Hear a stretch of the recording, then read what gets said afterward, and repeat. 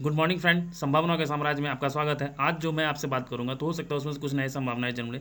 जैसा कि मैंने आपको फ़ोन पे बताया था कि मैं आपको बीमा और फाइनेंस से रिलेटेड कुछ ऐसी बातें बताऊंगा जो आपको आज तक किसी भी एजेंट ने नहीं बताई होगी। हो सकता है कि मेरी बात खत्म होते होते तक आपका बीमा और फाइनेंस के प्रति जो दृष्टिकोण है पूरी तरह बदल चुका होगा। बावजूद उसके आपके ऊपर किसी प्रकार का कोई बंधन नहीं है कि आपको मुझसे ही बीमा या फाइनेंशियल प्लानिंग करवानी होगी, और न मैं आपसे वादा करता हूँ कि मैं आपका बीमा या फाइनेंशियल प्लानिंग कर ही पाऊंगा।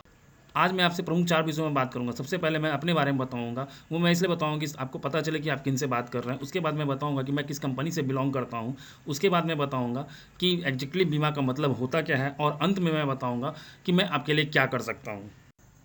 ये मैं हूँ, मेरा घर माधोपुर ध्रुवनीति नगर समर्पण हॉस्पिटल के पास बीआरएम कॉलेज रोड मुंगेर है, और मैं एलआईसी ऑफ इंडिया में professional financial and health advisor के रूप में काम करता हूँ और मई 2009 से काम कर रहा हूँ। ये सब मेरी कुछ उपलब्धियाँ हैं। अभी तक मैंने 1000 फैमिली को फाइनेंशियली एंड हेल्थ सिक्योर किया, और मुझे बड़ा गर्व होता है अपने इस अचीवमेंट पे। चलिए मैं ये कैसे करता हूँ। मैं सबसे पहले फैक्ट फाइंडिंग करता हूँ, उसके बाद उसका नीड एनालिसिस करता हूँ, और नीड एनालिसिस के आधार पे मैं सॉल्यूशन प्रोवाइड करता हूँ।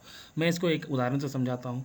मान लीजिए आप एक छोटी सी बीमारी फीवर के लिए आप डॉक्टर के पास जाते हैं, तो डॉक्टर आपसे पहले जानकारी लेता है और जानकारी के आधार पर वो डायग्नोसिस करता है, उसी के आधार पर वो मेडिसिन देता है, इट मीन सॉल्यूशन प्रोवाइड करता है। उसी प्रकार एक फाइनेंशियल एडवाइजर भी आपसे पहले फैक्ट फाइंडिंग करता है, उसका नीड एनालिसिस करता है, और नीड एनालिसिस के आधार पे वो आपको सॉल्यूशन प्रोवाइड करता है।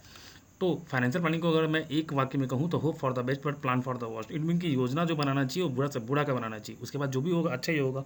और इंश्योरेंस आदमी के जीवन का सबसे महत्वपूर्ण विषय होता है।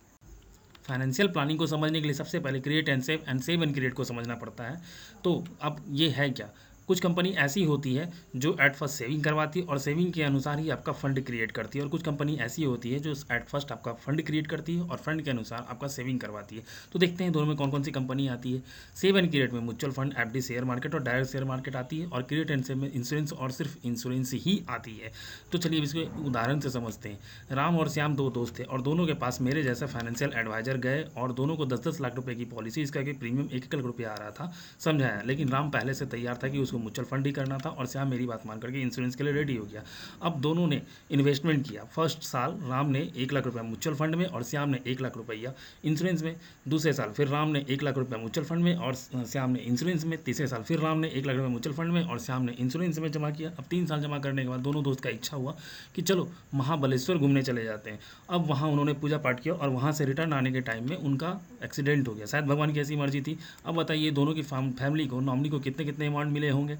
राम जो कि 1-1 लाख रुपया 3 लाख रुपया जमा किया तो उसको 3 लाख रुपये मिले म्यूचुअल फंड का, और श्याम जो 1-1 लाख रुपया 3 लाख रुपया जमा किया लेकिन उसको 10 लाख मिला। क्यों ऐसा क्यों? क्योंकि इंश्योरेंस ही एक ऐसी कंपनी है जो एट फर्स्ट डे फर्स्ट से ही आपका फंड क्रिएट करती है और बाद में आपका सेविंग करवाती है।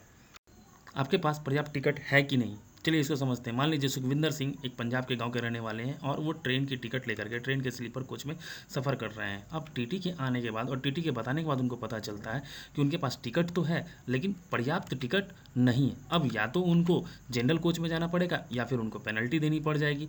ट्रेन के सफ़र में हो सकता है टीटी आपको पेनल्टी लेकर के छोड़ दे, लेकिन ज़िंदगी के सफ़र में अगर वक्त ने पेनल्टी वसूल कर ली तो आपकी फैमिली बर्दाश्त नहीं कर पाएगी। इसलिए मैं कहता हूँ मेरे से आप समझ लीजिए कि आपके पास पर्याप्त बीमा है या नहीं। नहीं तो अगर कहीं वक्त ने खता की तो आपकी फैमिली अफोर्ड नहीं कर पाएगी, बर्दाश्त नहीं कर पाएगी, ये बहुत महंगा पड़ेगा। तो आपने देखा एडवाइज़र ज़रूरी है। मैं शशिकांत पांडे, और मेरा कॉन्टैक्ट नंबर 7909062557 है। आप मेरे से कॉल करके या व्हाट्सएप मैसेज करके जानकारी ले सकते हैं।